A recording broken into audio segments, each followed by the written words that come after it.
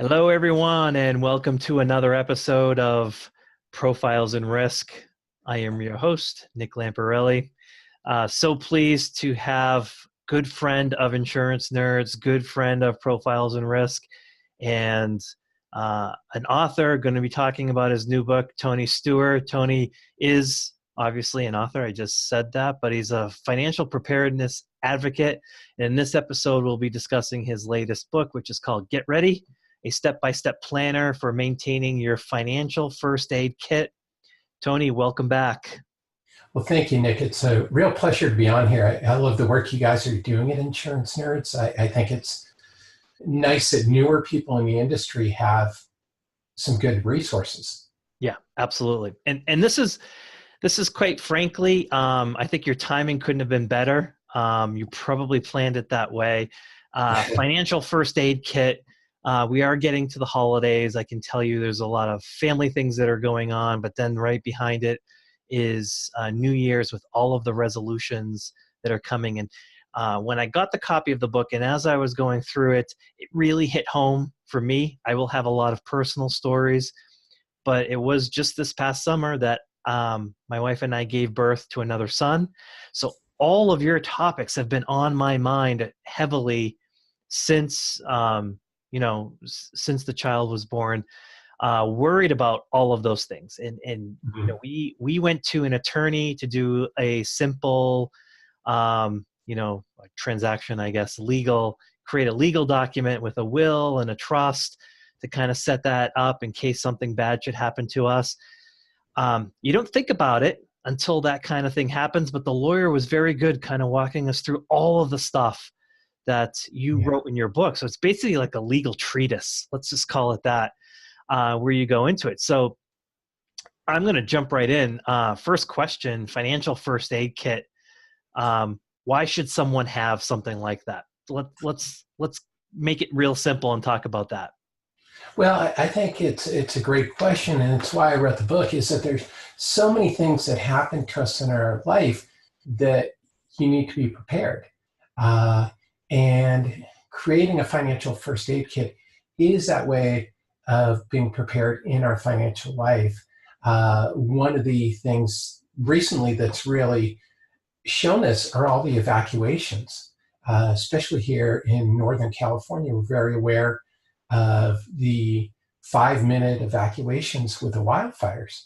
And if you don't have a financial first aid kit, you're going to be missing a huge part of your financial life in the event of an evacuation. You're going to lose access to everything. Sometimes you don't even have 5 minutes. And for those that are listening and those that are watching, you might think like, okay, well, how hard could that be? Then I went through your book and I didn't realize like basically the giant inventory that should be available, that should be readily accessible. Before we jump into that, when is the right time to plan and prepare? I think I know the answer. Well, of course, the right answer is now is always the best time to plan and prepare, because you don't know when an emergency is going to happen. There's a saying, I used to do a lot of first aid, which is where some of this inspiration came from, is that the best first aid kit is the one that you have with you.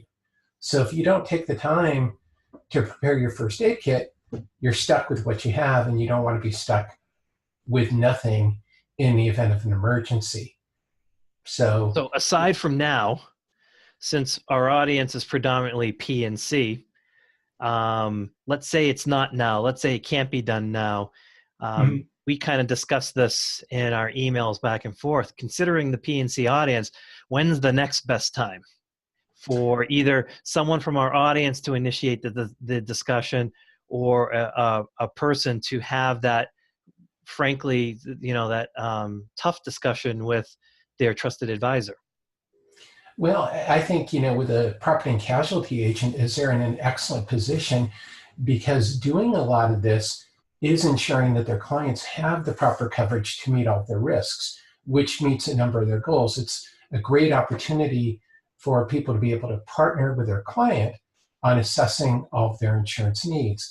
Like, For example, you might be able to save your client money with some discounts that you might overlook if they've added a new alarm system. So having your client go through this process will go, oh yeah, I put in an alarm system, I qualify for a discount on my homeowner's insurance. Or they might discover, yeah, maybe I do need to buy that earthquake insurance. So it's a great opportunity that is not a sales opportunity. It's more of a collaborative effort that you go through with your clients to help them get ready. Yeah. Let's put you on. I envision it as a value add, right? Exactly. Especially at like renewal. So you brought the alarm system up. It almost seems appropriate for P&C agents at renewal to talk about the California wildfires. I think since it's the hot button topic, to talk about that and talk about the financial distress those people are under now that they've been evacuated from their homes, and all of the inventory and other things that would have been necessary for them to have available that they don't. So it just seems like renewal is the appropriate time. While you're asking the question about the alarms, you might as well be going through your checklist and creating that as a value add as a trusted advisor. Exactly. And that's where I always found when, I did a lot of work directly with clients, is that when you can get on the same side of the table as a client and just talk collaboratively about issues, it makes everything else so much easier, because you're not in that typical prospect client dynamic. You're in a collaborative partnership dynamic, and that works so much better especially for client retention, because when your client purchases a policy, they really feel like they're a team with you and you've accomplished something together. Yeah.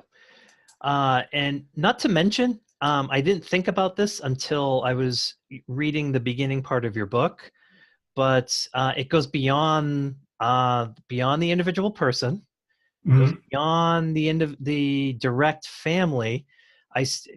You brought up like really good points about how this affects loved ones outside of your direct family. Other people that could be potentially helping you should there be, God forbid, a death, but even just in a wildfire case where you survive and you're outside, how do you start to affect other ones, loved ones that are friends that are directly associated with you. So a financial first aid kit helps them. Exactly, because if somebody needs to be called in to help manage affairs for you, either on a temporary or permanent basis, this allows them to know what your playbook is and where everything is located, so they're not scrambling. Yeah. Can we walk through the steps? I think Sure. I think not only would that be interesting to go through again, but for the audience sake, give them a flavor of what you wrote, but also some of the really important facets that I had forgotten about. Like once you bring them up, it's like, yeah, I know that, but until you like see it, it's just like, oh yeah, that's important. So I'll throw it over to you. Let's walk through it. How would you, if you were having the important trusted advisor conversation, let's walk through your inventory, your checklist, and go through some of the things that are important. Well, I think the first step is to make the decision to get started and to commit to it, and that's always the toughest system. Of course, I'd recommend that people follow the Get Ready system, but you can create your own kit. Like when I did first aid, is you tailor your system to what fits your particular situation and needs, and those are not going to be the same as someone else. So you need to first, of course, really think about what your situation is, what your goals are, what your responsibilities are, and then just get started from there. So first off, you always start off with something that you absolutely have to have, and that would be your critical emergency action list. Do you have a plan for where you'll assemble with your family? Let's say your child is over at their friend's house and an emergency hits. Are you going to meet at the local school, which is usually a great place to meet in an emergency? Schools oftentimes turn into shelters. Do you know how to turn off your gas? Do you know where your financial documents are? You have 5 minutes to evacuate, like we talked about. Are you going to want to search through your filing cabinets to find your homeowner's documentation, your bank statements, anything else that you might need? So that gets into the next step, which is where you start assembling all of your documents and thinking about where they are. Is like, for example, if you're applying for a loan, which is another way you can use the Get Ready Planner, is you've applied for a loan, I think, Nick, right? So you know how many documents you have to Sure. assemble, Yeah. and you got to sort through and find them all. So you have to start off by finding all your documents, or at least thinking about where they are. You want to start documenting all of your assets, your liabilities, and the passwords, any account numbers, and Yeah. all that stuff. It's I a think we take lot. that for granted. Yeah, For a couple things like passwords, being able, what are the websites? Like, yeah, I have a password, but I don't know what site to go to actually enter that. It's taken for granted that you would have that. I'm looking at like number one, emergency contacts. yeah. I have a contact either on my phone. My contact list is thousands. Mhm. There's no way for someone to figure out which one would be an emergency contact. I basically just store information. I don't even, I may even use code words for people. So like, my mom is not listed as mom or mother. Mhm. Nobody would know. Okay, yeah, Something as simple as that. exactly. And even between spouses slash domestic partners, or uh, whatever your relationship with, if you have somebody that's close to you, is they may not even know, but yet you want them to have access to everything if something should happen to you. So you do have to think about how you can document all of those things, including your final wishes, so they know what you would want. Let's say even in the event of death, what's your uh, preference? Do you prefer cremation, or do you prefer burial at sea, or whatever your preferences are, and being able to communicate those, because otherwise people are going to be guessing, and it probably will not guess what you were hoping for. Yeah. So I will, I'll bring in a personal story. So I did live in California for 3 years. Being involved in natural catastrophes, I was very well aware of the potential earthquake problem. So my wife and I spent a lot of time planning that part, like what would happen, what would we do for water. We would, every time we went to the grocery store, we'd buy an extra gallon and kind of store it in the garage. For water, we get by canned food. And then I remember reading an article saying, well, if there's a massive earthquake, don't count on the ATMs working, and don't Mm-hmm. count on the ability to go to a store and use your credit card or your debit card. You better accumulate cash. There's another one right there. Yeah, and one thing that we do is I keep a landline, for the sole reason is that cellular service goes out, electricity goes out. Landlines have their own, well, I don't quite understand how it works, but they have their own power, and they'll still work in an emergency. Yeah. I think we're one of the last people to actually maintain a landline. And while it does cost money, is in the event of an emergency, we have communication where other people won't have any communication. So it is accumulation of a lot of little things. So having a system, it helps you to gather all those little pieces that you would otherwise either not think of or just completely overlook. Yeah. Your other comment got me thinking as well, though, with the wildfires on my mind, with an evacuation that can occur that quickly. If you are separated from your family, you probably need a plan B and a plan C. And if Mm-hmm. you're in a particular area, like, you should dovetail your some of your preparedness to the situations you're likely to face, which, if you're in California, now it's wildfire, potential earthquake, where Mm-hmm. a whole region could get converted to rubble quickly. So meeting at the local police station may not work because the police station could be destroyed. Yeah. You may have to have a plan B or a plan C, and then your cell phone might be down. So how do, like, all of that should be well thought of and sort of drilled in, right? Exactly. And that's a challenge because it's a lot of considerations. And of course, you can't plan for every event, so you have to plan some flexibility, which, as you say, might be your plan C.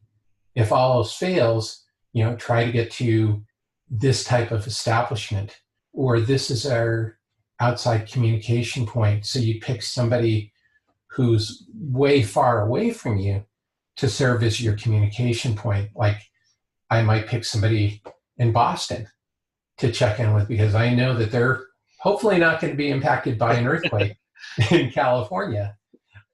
If that's the case, we have bigger problems to worry about. So we'll leave it at that. So I apologize for jumping around, but your book is bringing a lot of different ideas to my mind as we're going through. So chapter 6 is compiling your income or your earnings. So now I'm sort of thinking, okay, a wildfire destroys Paradise, California, but you work 30 miles away and they weren't affected by the wildfire.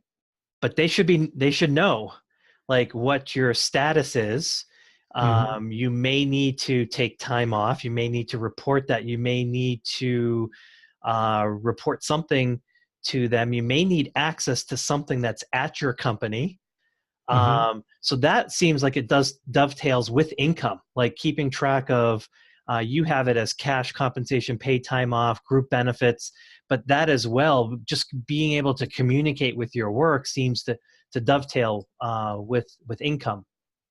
Definitely is. You do need a business backup plan. A lot of us in the insurance business run our own little businesses. So you may need a backup plan, not only for that, but also for your employees. How do your employees get in touch with you in the event something happens? What's your own, like they say with the cobbler is the last one to have their shoes resold, is what's our business interruption plan? Do we have our own BOP policy to continue?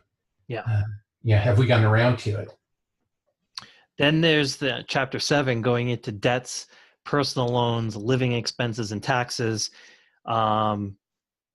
Expenses never go away. Yeah. And so you would still, even in the event of an emergency, you would still be responsible for your debts, for your expenses, for your taxes. And so those documents all need to be organized. And I'm starting to cringe now because I'm thinking, what if there's, someone still paying some of their bills with checks? And those checks get destroyed in a wildfire, or they're buried under rubble from an earthquake, or a flood hits and the checks are not usable. How do you then pay your bills? Yeah. Well, and that one can get a little tougher. Usually there are emergency,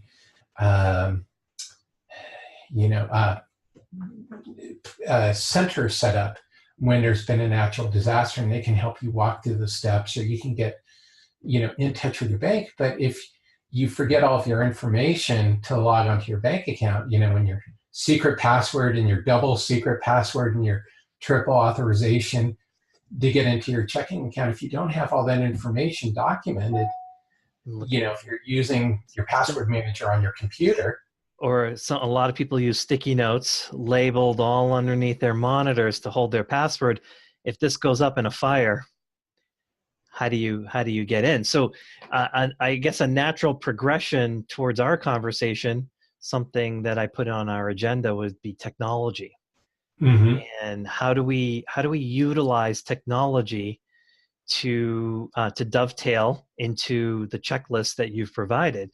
You named one thing. How else can we potentially use technology to help us with this really complicated process that needs to be done? Well, there's a couple different ways.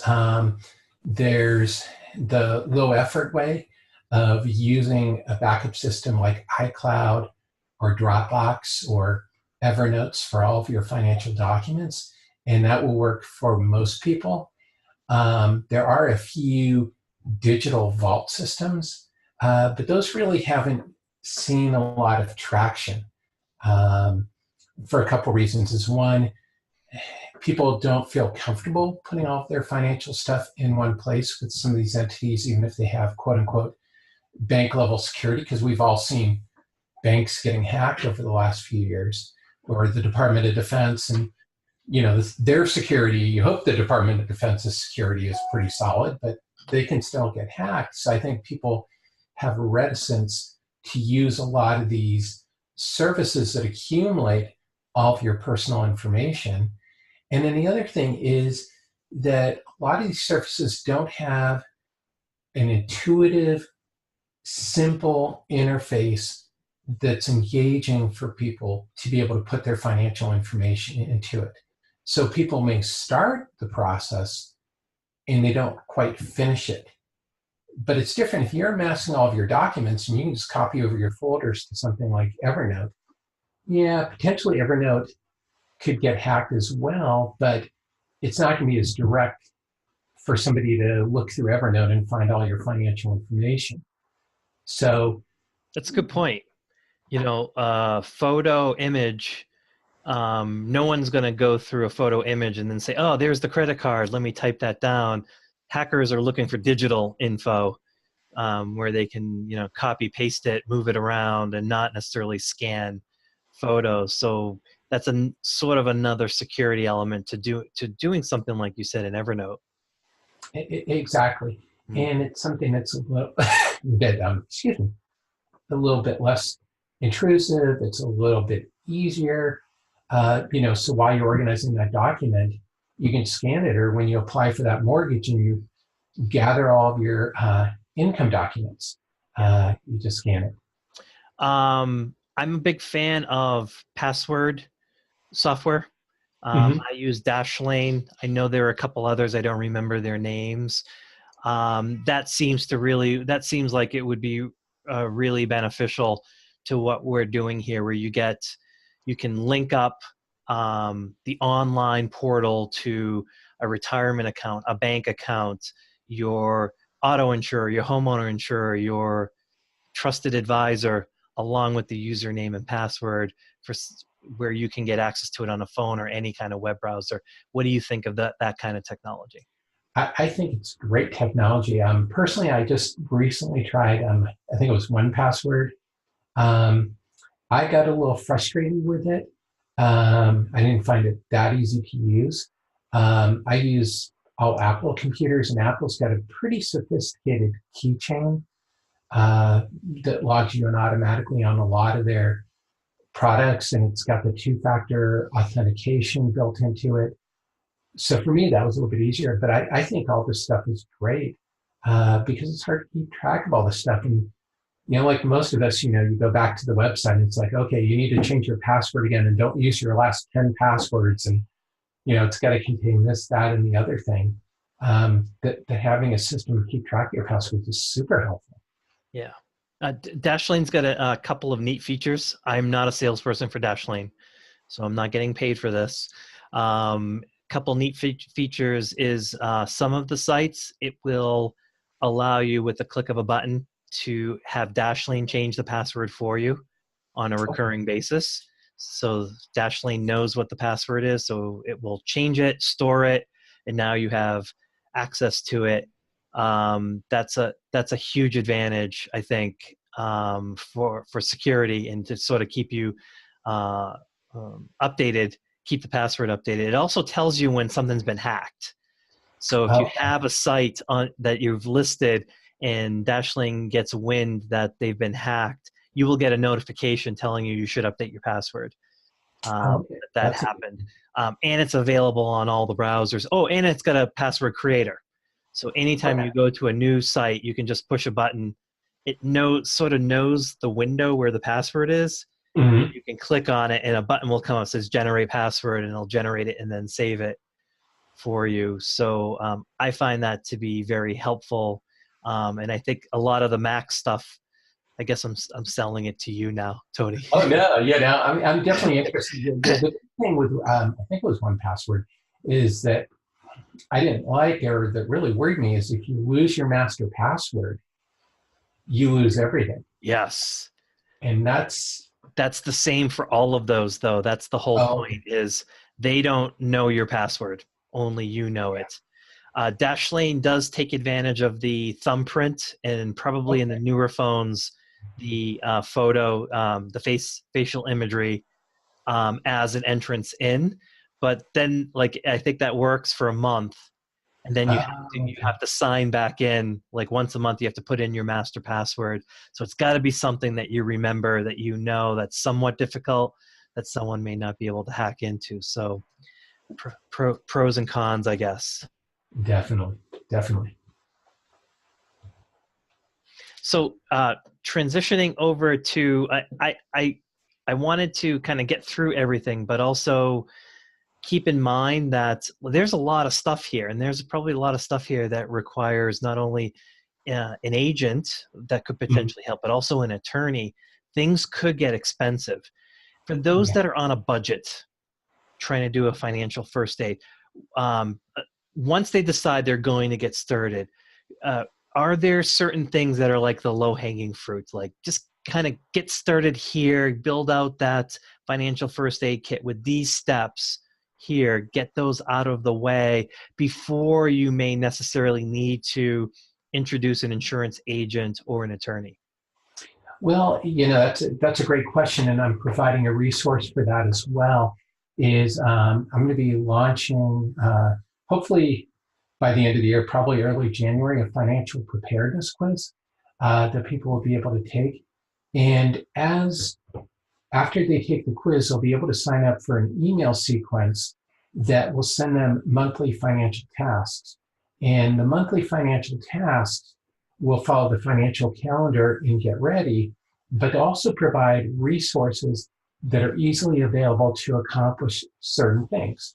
Like for National Estate Planning Month, it will provide you, it'll say, this is National Estate Planning Month, here's a will, here's a trust, here's what you need to do. Here's a couple of resources either on my website or on the web where you can do some reading to get started.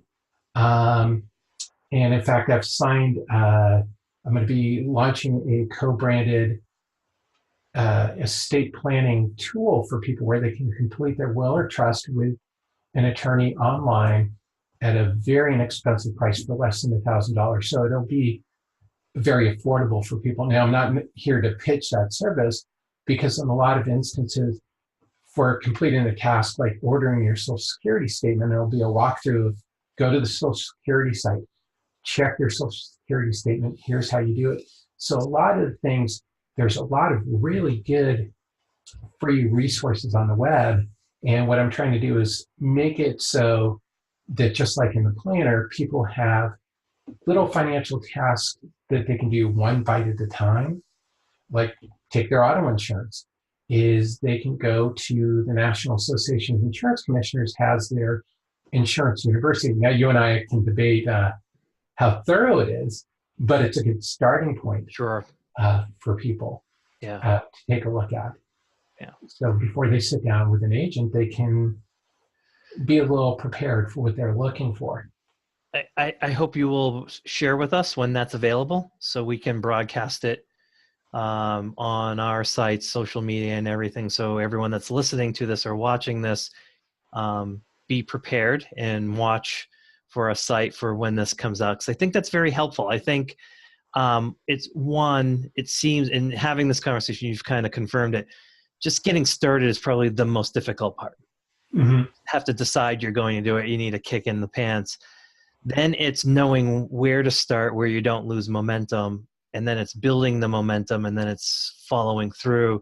And it sounds as though from your book and from the technology and the resources you're providing, it's to do all of those things, get you started, get you moving, and kind of check off all the boxes as you move forward. Definitely. And I think the biggest key, and this is why we put in the subtitle, is maintenance, is maintaining your financial first aid kit, is that's probably the biggest issue that people have is, with all this stuff is they set it and forget it. Like with our insurance, is that it's important to review your insurance annually or when you've had a major life change. And that's the hardest thing for people to do. And that's why, I chose to do a monthly email sequence so that every year people get a reminder. I think it's September, there's National Estate Planning Month. I'm just picking on estate planning right now. But there's a lot of free resources that come out that month, like, hey, did you have a new child? Like you mentioned is Yes. you need to change all your beneficiary designations on your retirement plan, on your uh, insurance and your Well, well. we had to make decisions about, what if, God forbid, we weren't around? Mm-hmm. You know, we put our family in a tough spot if we haven't identified, hey, you know, this is where the life insurance is, and ask not only one family member, but two family members to be a plan B. Who's going to take the kids? What are our Exactly. wishes? Mm-hmm.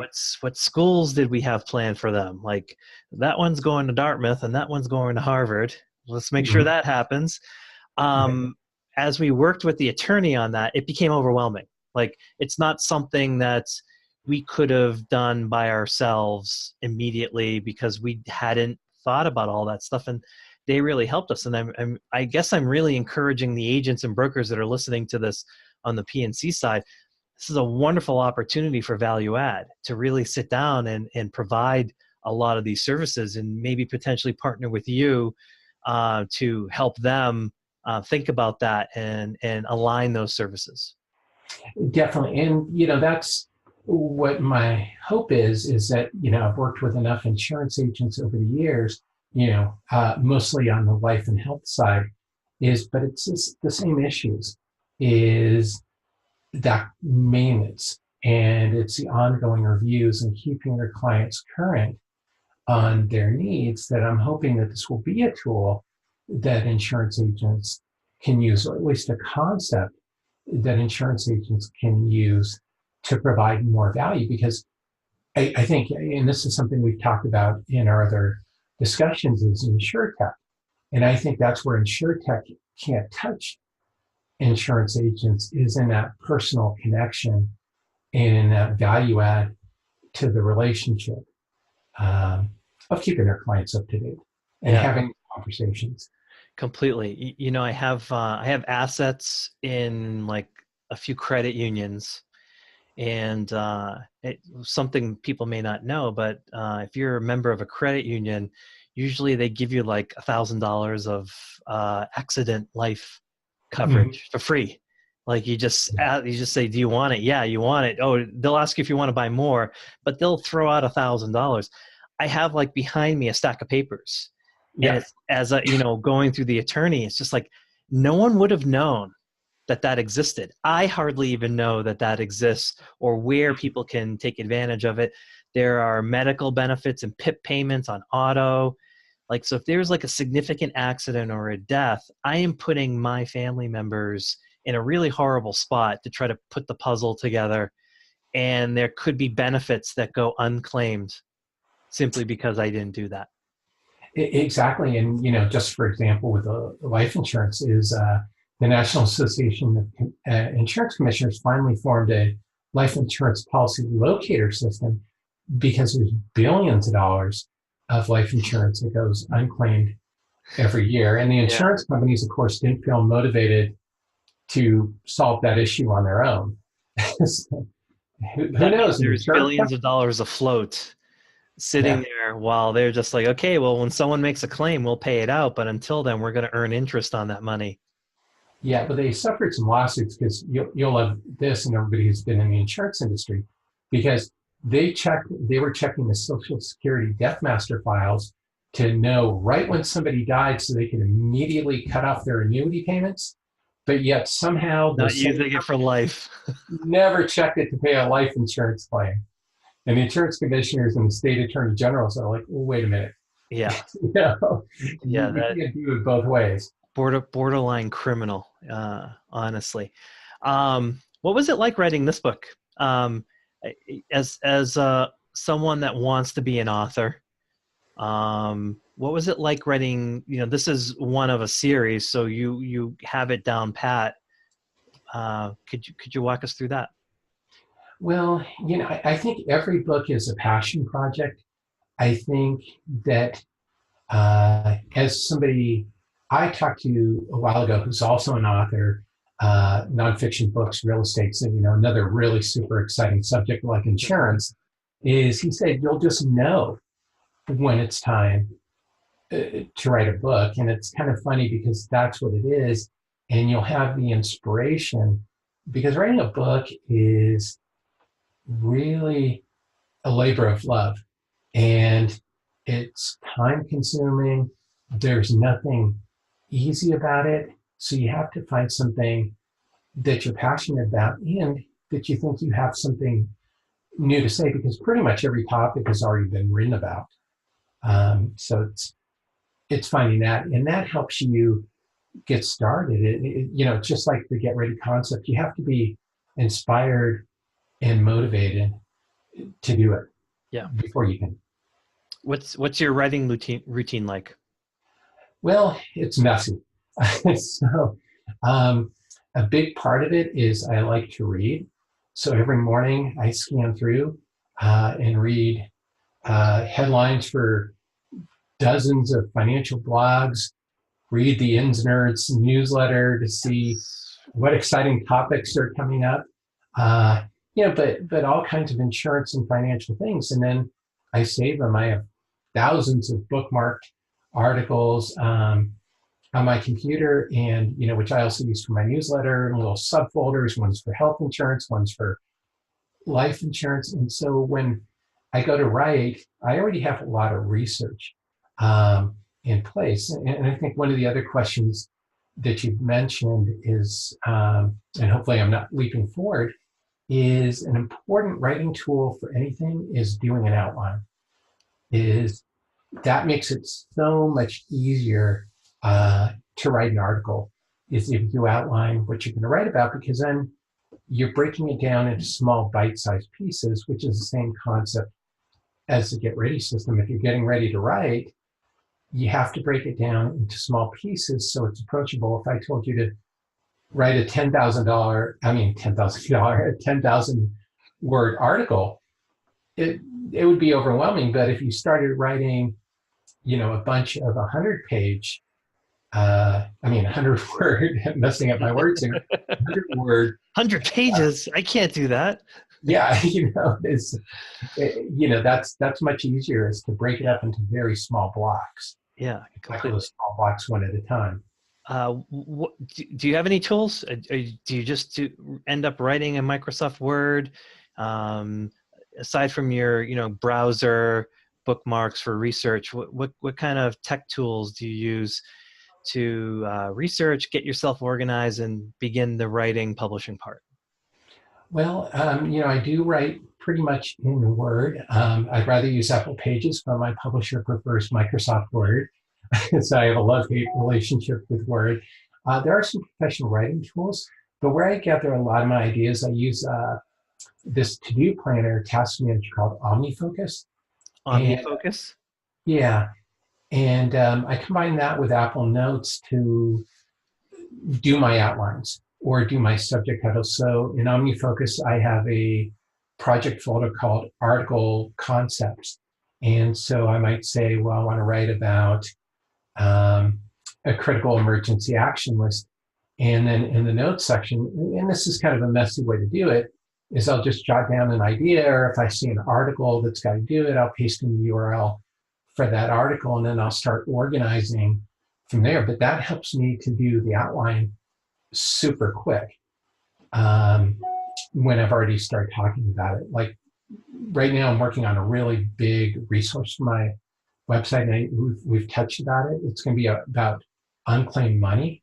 Mm-hmm. And so I've been working on that resource for months, but I've been compiling, this is where you can check for a lost pension. This is where you can check for back wages. This is where you check for your lost life insurance policies. And so I've compiled all those in a missing money folder.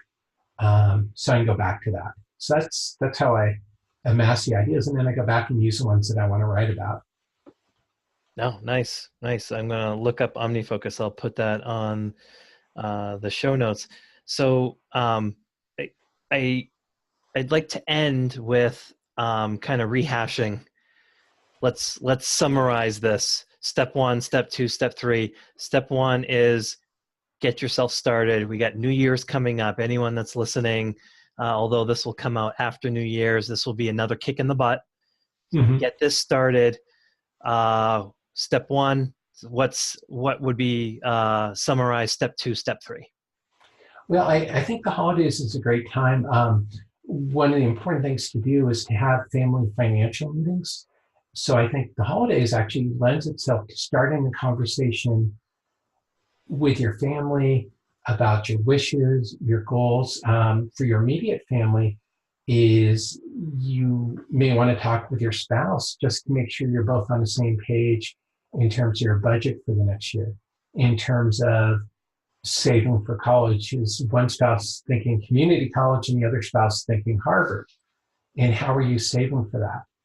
Are you duplicating your insurance? Now, obviously, probably it's too late because open enrollment's in October, but just to start having that conversation to get on the same page. And then parents and children should also have that conversation. A lot of children are helping their elderly parents manage their finances. So it's a great time to hopefully be able to open up that topic. Yeah. So that's a great place to get started during the holidays. Yep. How can people find your book? People will be able to find my book on Amazon, but in the meantime, they can visit my website, tonysteuer.com, and sign up to be notified. There's a huge button that says sign up to be notified when Get Ready is released. And, and they can sign up for my newsletter as well, which will also tell them when Get Ready is released, but they can sign up for a list, and that's the only email that they'll receive from that list is just Get Ready is now available and where it's available for purchase. Yep. And you promise to let insurance nerds know as your tools come out, we can broadcast it as well. That'd be great. And, I'd love to even collaborate with insurance nerds on some tools, because what I'm finding is the process is when I originally started this project, I was thinking more along the lines of estate planning, but what really grew out of it was this whole concept of a financial first aid kit, and that younger people, not just baby boomers and older who are doing their estate planning, but millennials, Generation Z, Y, X, whatever you want to call them. I can't get them all straight. Young people. Yeah, young people have an interest in getting organized and a need to get organized as well. Yeah, and have to get up to a good start. Get their family, career, financial lives off to a good start. Exactly. And there's not much that's aimed at them, because most of the financial services industry is aimed at the baby boomer plus generations. Yeah. My guest this week has been Tony Steuer, and the name of his book is Get Ready, a step-by-step planner for maintaining your financial first aid kit. I will put all the links on the show notes for you to get easy access to it. So if you're driving, no need to pull off the road, no need to look at your phone. Just wait for me, wait for the show notes. Tony, as always, it's been a pleasure, and looking forward to 2019, where lots of Get Ready financial first aid kit stuff comes out. But in the meantime, I hope you have a wonderful holiday. Yeah, you as well, Nick. Thank you for having me on again. It's been a pleasure. Okay, thanks a lot.